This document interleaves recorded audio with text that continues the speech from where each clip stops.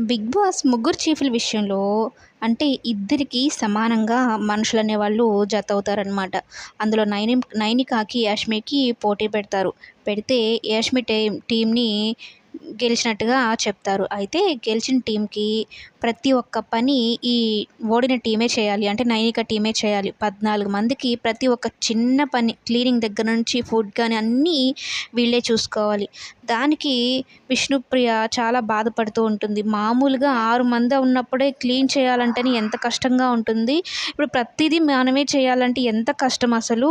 వాళ్ళు కొంచెం కూడా హ్యుమానిటీ లేకుండా బిహేవ్ చేస్తున్నారు. ఎక్కడ తాగిన గ్లాసులు అక్కడే పెట్టేస్తున్నారు. నాకు ఇదైతే చాలా బాధగా అనిపిస్తూ ఉంది. బిగ్ బాస్ నా వల్ల అయితే కావడం లేదు. నేను డ్రాప్ అయిపోతాను అంటూ కన్నీళ్ళు పెట్టుకుంటూ ఉంటుంది.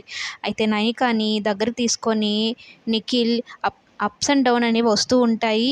గేమ్‌ని ఫాలో అయిపోవాలి అంతే కానీ వీటన్నిటికి పట్టించుకోకూడదు. లేదు మళ్ళా మీకు మంచిగానే వస్తదిలే అనైతే చెప్తూ ఉంటే, కానీ విష్ణు మాత్రం తీసుకోలేకపోతుంది. ఏంటి నిఖిల్ మరీ ఇంతలానా మనుషుల్ని బాధ పెట్టేది? చిన్న చిన్న పనులు కూడా చేసుకోలేకపోతున్నారు. ఎంత గెలిస్తే మాత్రం మాతో ఇంతగా పనులు చేయిస్తారా అంటూ చాలా బాధపడుతూ ఉంటుంది లైవ్‌లో విష్ణుప్రియ. యష్మి టీమ్ గురించి నైనిక అలాగే నబీర్ ఇద్దరు గుసగుసలు మాట్లాడుకుంటూ ఉంటే ఒక వార్నింగ్ కూడా పడుతుంది బిగ్ బాస్ నుంచి నైనికకు.